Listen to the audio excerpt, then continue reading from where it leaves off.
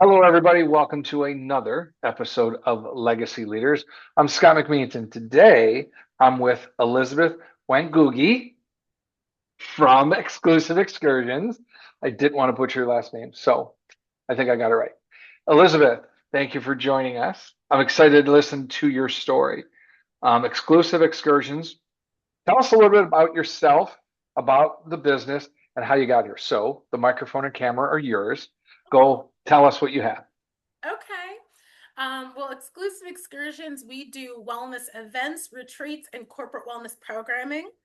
I came to this business off the tail end of a lifestyle sort of um, lifestyle renovations. Ooh, I like that. I was sitting at a desk for a company. I was there for 9 years. I made the millions of dollars. I didn't see all of it, but I got paid. Um, Isn't that what everybody has to deal with though, right?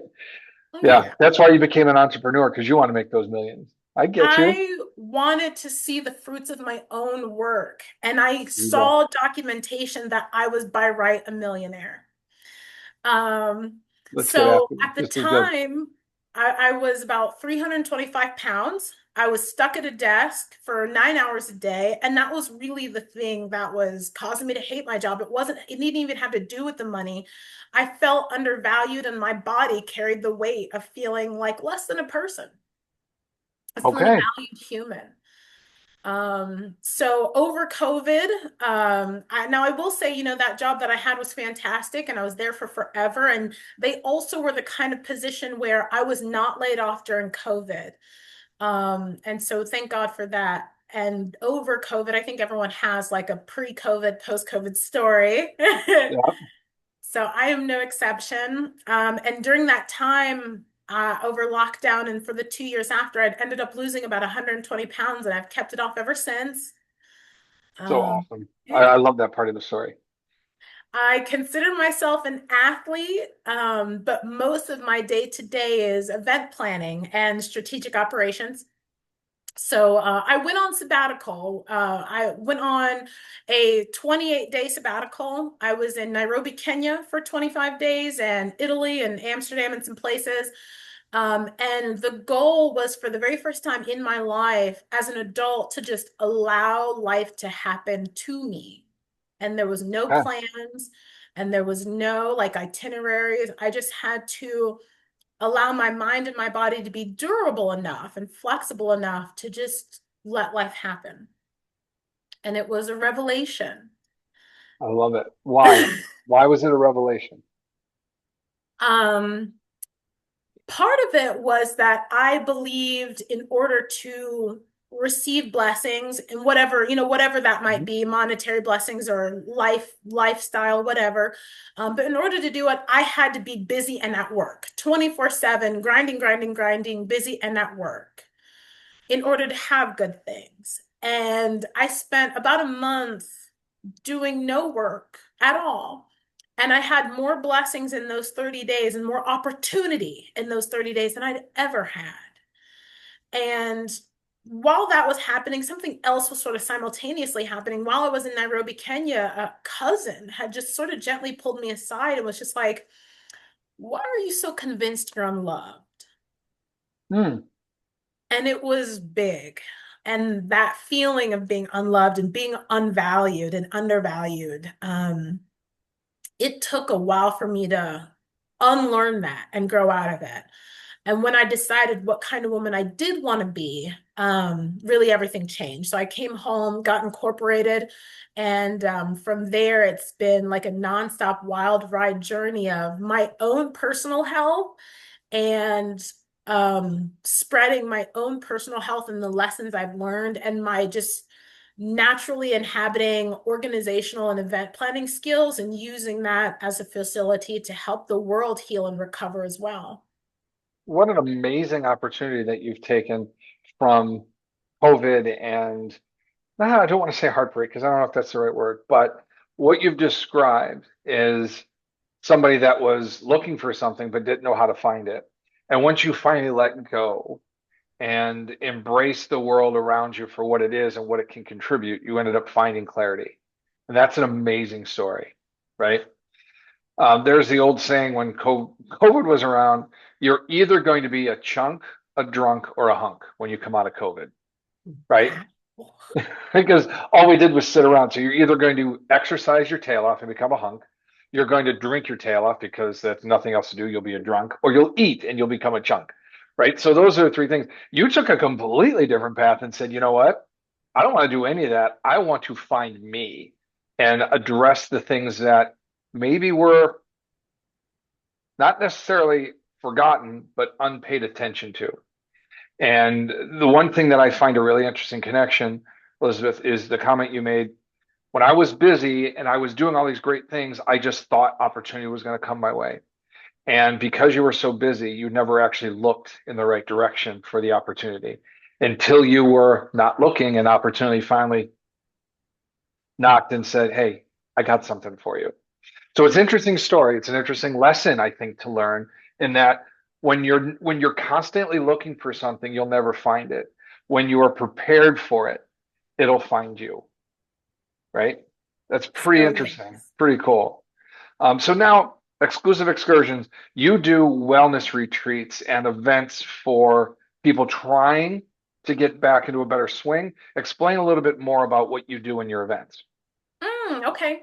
So when my business incorporated, and this was in 2023, I like got out of the gate with wellness events because I was already a yoga teacher and kind of already doing these things. So I just went from doing them in studio to doing them myself. And we would plan like meditation excursions and wellness retreats, yoga events, sound baths, fun stuff. Girly, girly, woo woo, you know?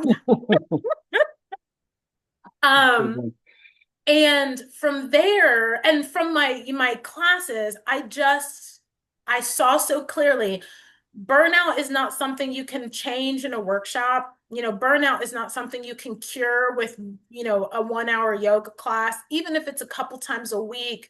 This is a systemic problem, and it's going to require some big industry Mhm. changes. And so I set out to go from B2C, like business to client or consumer, to B2B. I wanted to inject healing and recovery, Mm, the things I'd learned into the system. And yeah. from there, we got like really to work. And so we started creating corporate wellness programs. And so the events and retreats were still there, but they kind of changed. Our retreats went from like women who want self-care to leaders who Mm, understand that rest is a strategic leadership skill.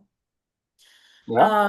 Our events went from like sound bath girlies to men who had nervous system dysregulation and wanted to understand what nervous system recovery on a holistic level looked like and felt like, and what not being stressed about your job or at your job looked Mm, like and felt like.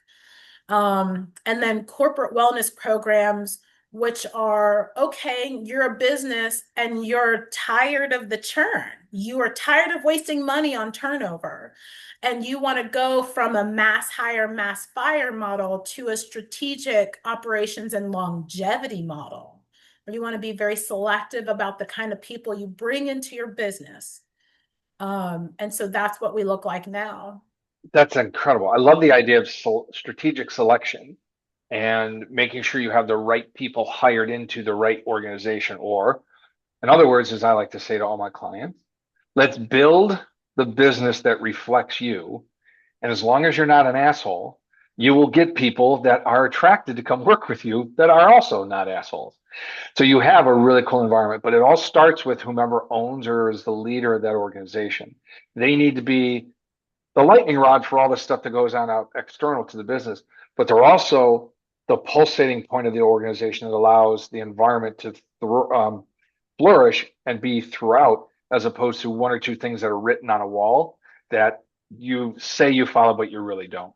It's so many interesting ways of saying you got to walk the walk and talk the talk, right? So I love the idea that you've incorporated that into your business. So now you've been doing this for a couple of years, you've got some success. What are, in your mind, some of the bigger lessons that you've learned since you've been doing this? Okay. Um, the first one, big one, is that rest and recovery are leadership skills. Okay. Recovery allows you to think past this quarter, this problem, this issue. It allows you to think agility instead of having to be agile and lean. You are thinking agile and lean because you want to make sure that whatever you're doing, you can do for a long period of time. So this was back when I was in my weight loss and I was, a real big girl, which I mean, go big girls, but still. You're But my fine. weight loss, say that. I said, you're fine. I love this. Is such a great, energized conversation. So you keep going. Um, my weight loss coach said something that changed not just my life, but also my mentality and my business model. And she was just like, don't do anything you're not willing to do for the rest of your life. Don't touch it.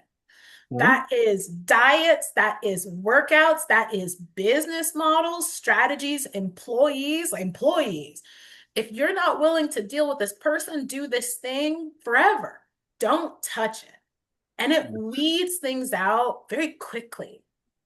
And so that became like the way I do business. I do business with longevity in mind. Right? I want to be forward. I don't want to be WeWork.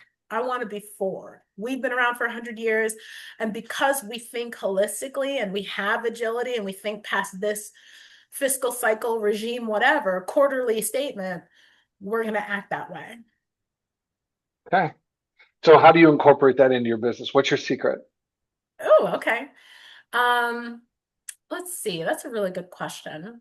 Part of that looks like our day-to-day operations are the things that we don't need to care about right now, we simply don't care about. And Okay. we're also very okay with not scaling for right now, which is so counterintuitive to what every other business wants, or every other business is like, how do I hit the ground running and scale quickly? Our business model is how do we develop deep roots in our community? And we do that like one of our highest paid members is our community engagement manager and developer. That person is also our business development manager. How they develop business is through those relationships because Okay. business is just about timing and relationships. Um, and so that person's job essentially is to go out into the community, build and cultivate these deep roots. It does take time. And from there, we've had a very, very solid foundation.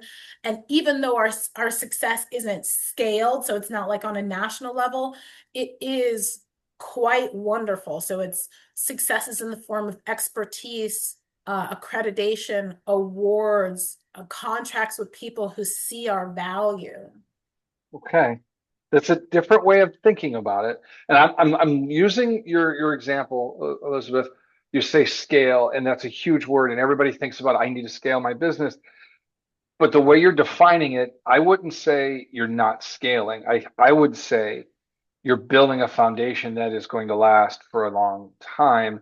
And then when you do decide that you're going to scale, you have not only a solid foundation, but the square footage or the foundational spread that allows you to build a bigger, stronger structure than somebody who rapidly runs out there and does it without a solid foundation. So I wouldn't say you're not scaling. I say you're just not doing it yet because you're Mhm. going deeper than you are wider. And I think the commentary about deep roots in the community is a huge piece. And that's just a good lesson for people to learn is when you're a business, you need to figure out what is it that you want to do. We said earlier, your business vision, mission, culture should be a reflection of the owner, right? But if you're not ready for that, it's hard to say I want 13 franchise locations, but I don't even know what I'm doing. You're better off finding yourself, building the world around you that you want, and then you get a chance to scale.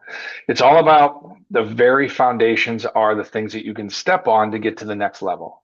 And this is a solid foundation that you're building. I like it. I really do. I think it's fantastic. Thank you.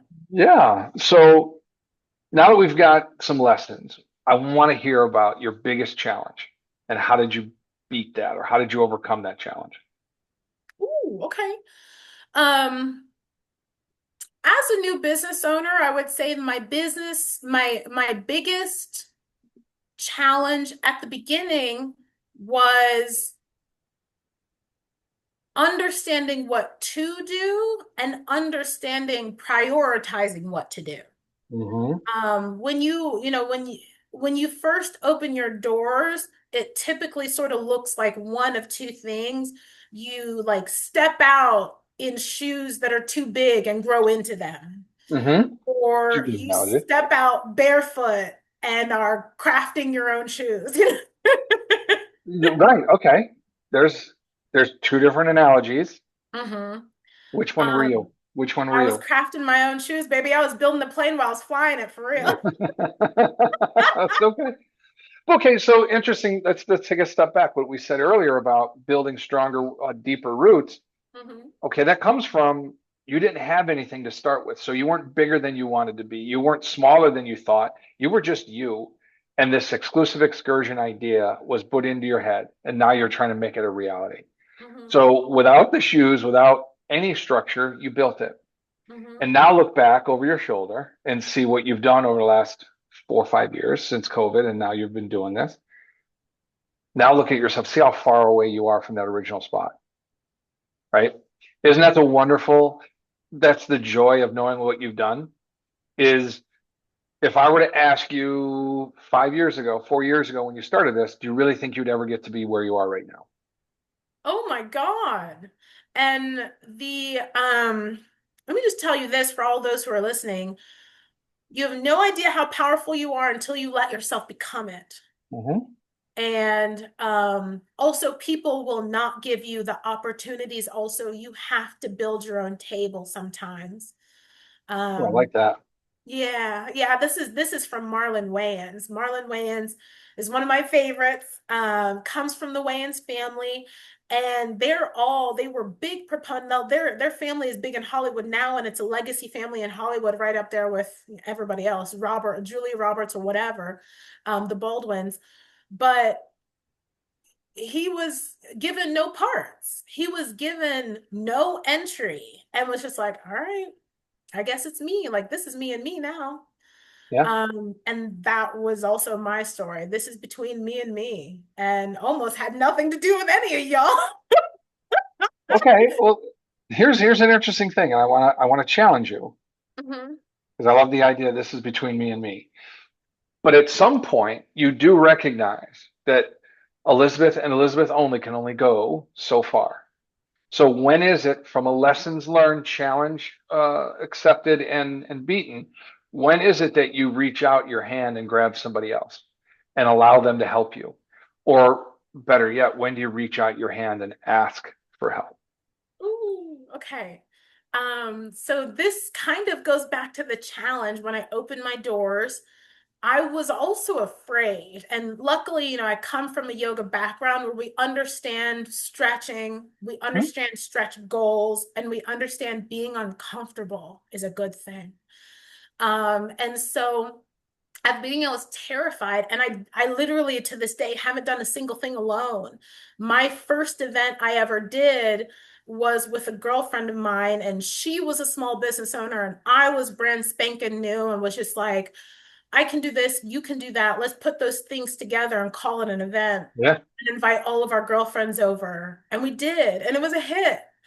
And for my first year in business, that's all I did. I would get together with a girlfriend who was a meditation specialist, hang out with a girlfriend who was a breathwork specialist, yoga nidra, somatic care. And then my girlfriends would introduce me to girlfriends who were like, well, this is a lady who developed programs for training and development with the city of Columbus for the last 10 years.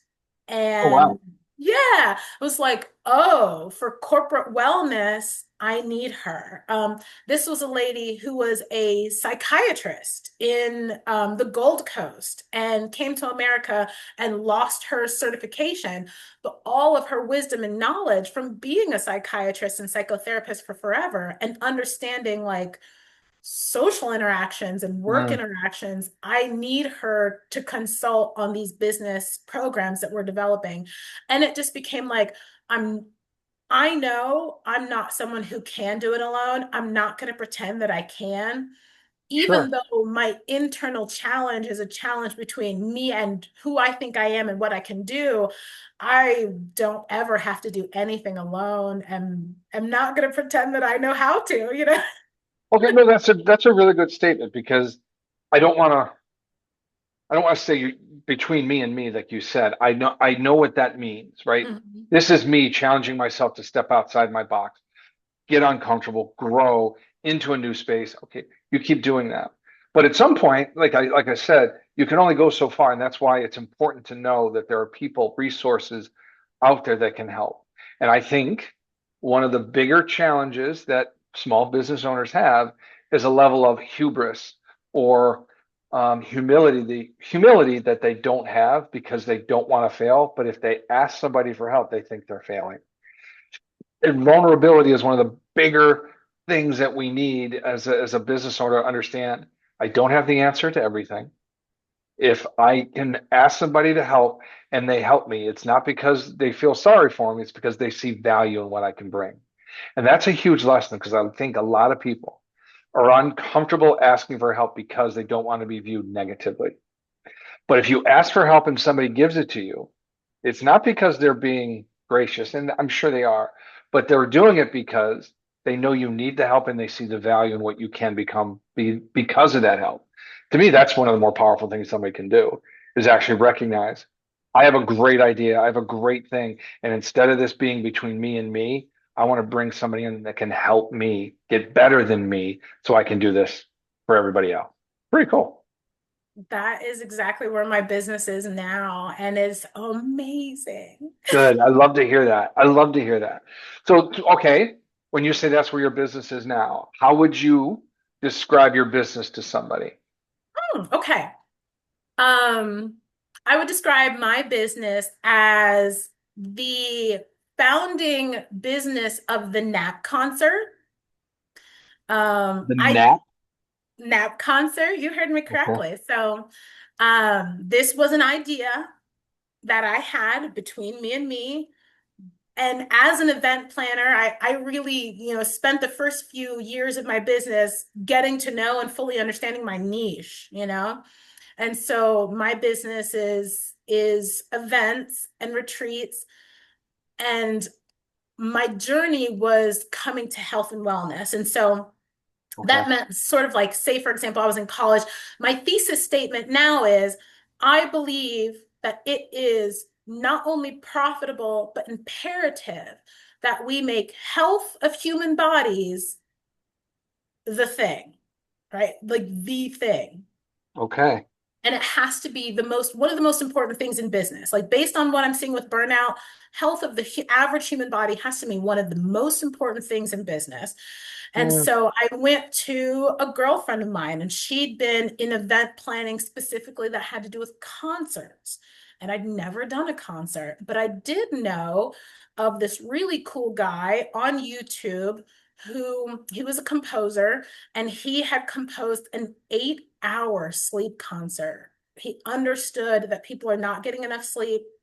He understood one of the things right now is 70% of employees, and this includes C-suite employees, this includes owners and executives and all the things, quite literally are saying we are in mental decline. We're in burnout so bad that we don't trust our own thoughts. We don't Oh trust wow. our own mental decisions. We're in mental decline. And so he had designed an 8-hour fully composed concert. You can watch it on YouTube, and it's incredible. They all got on cots, took naps together for 8 hours. It Oh was my gosh. one of That's my okay. I actually could see myself using that instead of falling asleep with the television on. What better could it possibly be? You've got a symphony, an orchestra playing for you. I could fall exactly. asleep to that. Exactly. So I was like, I don't know how to do this, but I kind of want to do something like this. And I went to my best girlfriend, and she had been doing concerts forever, and she was kind of a big wig in Columbus. And she's like, sort of took me on as like a big sister, big brother, big sister situation. I was like, I know you planned concerts forever. Become my producer. Help me do this. And she was like, okay. She's like, but this is you. This is all you. I'm just a consultant in the background.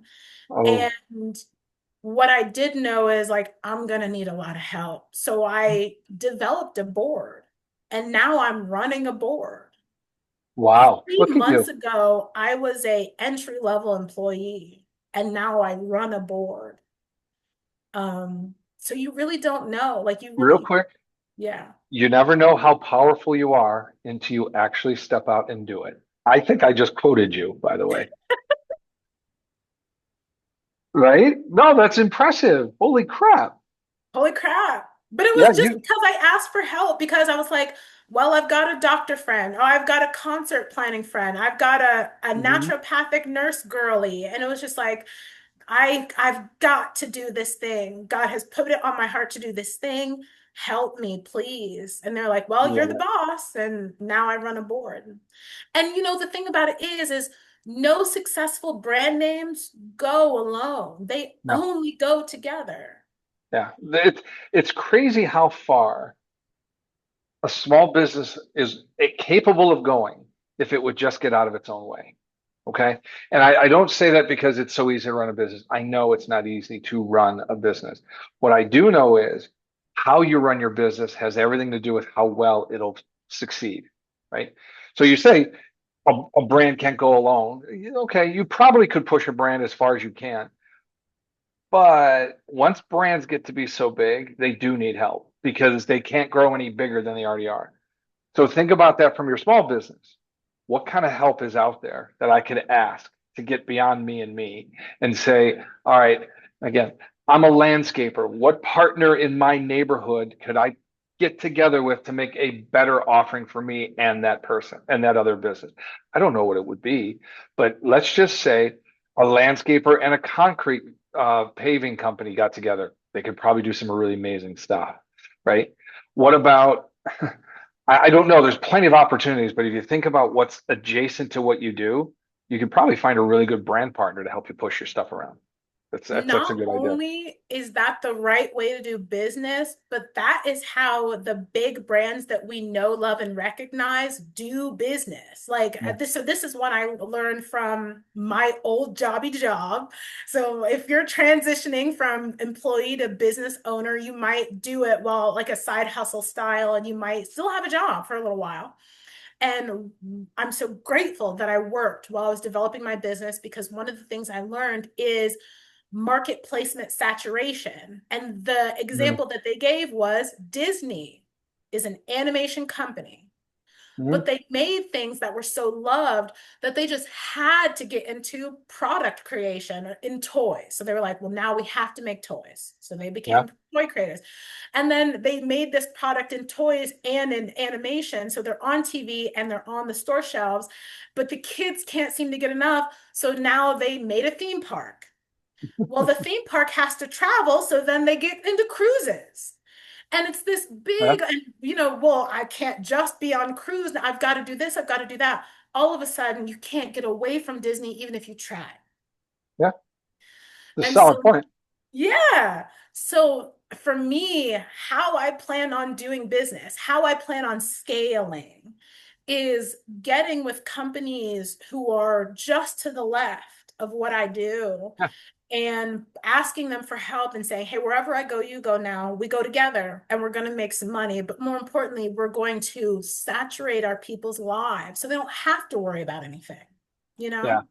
We've got them Because, covered. That's mhm, that's the interesting part about the white spaces or ancillary areas you can get into is they come to you because they know, like, and trust you, and they know you're not going to turn them away or give them something of less than value. They trust you enough to say, "Oh, okay, if this is coming from Elizabeth, then it's got to be good, so I'll do it." Right? mhm, But there's a tremendous amount of trust that they have in you, but an incredible, immense amount of responsibility on you to never let them down. yes. Right? Think about that responsibility. And it's not a heavy burden. If your heart and your vision for the business is in the right spot, you'll always go in the right direction.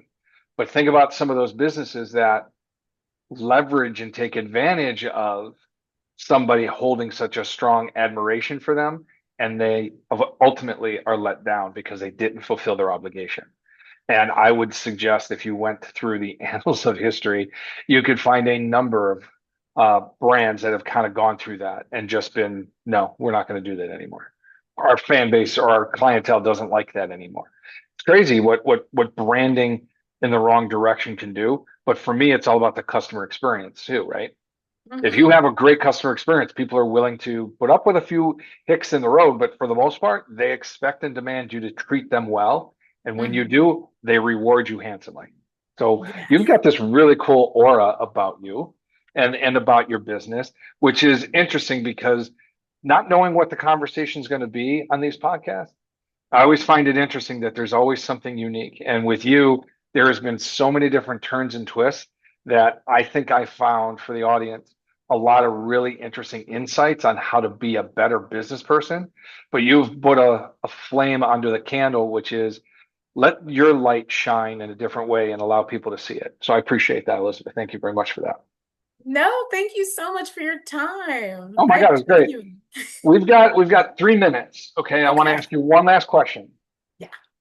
I'm going to put you in a time machine and send you back to meet an 18-year-old Elizabeth. You two sit on a park bench. What are you going to talk about? Oh, I'm not gonna get emotional. Okay, you're not allowed to get emotional, but I love the fact Okay. that you did. Oh, sweet baby girl. You just wait. Like you just wait. I Mm. love this. What are we waiting for, hon? I would tell her, stop working so hard, which sounds crazy. I would tell her to stop working so hard. And I would actually tell her, don't go to college. Okay. I would just be like, it's not a complete waste of time. Education is so important. Education is so important. But I would just be like, you already know you're a lifelong learner, baby cakes.